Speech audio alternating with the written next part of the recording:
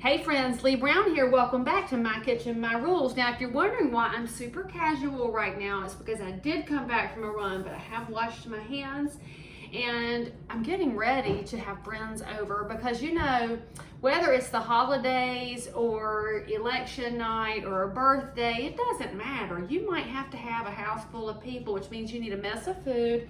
And when you need a mess of food that everybody likes, you make sausage balls. So we're gonna make sausage balls here in a minute, unless you're a vegetarian or vegan, in which case my heart is sad for you that you probably don't eat pork. But to make good sausage balls, you actually need Bisquick. But y'all know I'm kind of snooty about prepared foods, and some prepared foods I eat and some I don't. Bisquick is one, frankly, that, no offense Bisquick people, but you don't need to buy it. So what you need is a cup of flour. All right, so to make your replica, you're gonna need a cup of flour. You need baking powder, not soda, okay? So we have White Lily flour, of course, and this is Clabber Girl baking powder. I just love that name, from Terre Haute, Indiana. And it says it's partially produced with genetic engineering. Well, I missed that. Well, I won't be buying this no more, I guess. So anyway, you need 1.5 teaspoons of this. So remember, we measure with science. So there's a teaspoon, and let's get it to about a half. There we are.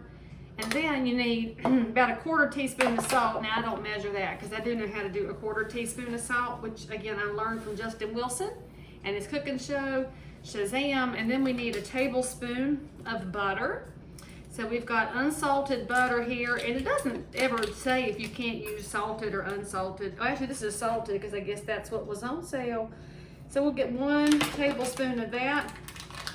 And then basically you're just gonna cut it into your flour here until it mixes up and makes nice little even crumbles.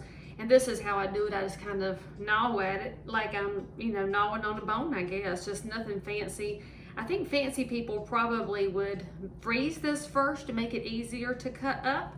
So anyway, you could then, actually you could sift it before you put the butter in. After won't do you not near a bit of good.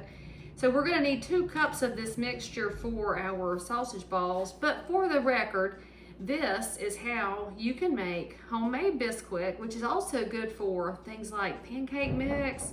So anyway, get your tablespoon of butter in there, get your fancy fork, and then we're gonna kind of cut it in. You could get a pastry cutter if you want to, but a fork will do just fine. And then after you get that butter mixed in, you've got Bisquick. So tune back in next time and you'll see what we're gonna do with this Bisquick. You'll love it. Subscribe for more.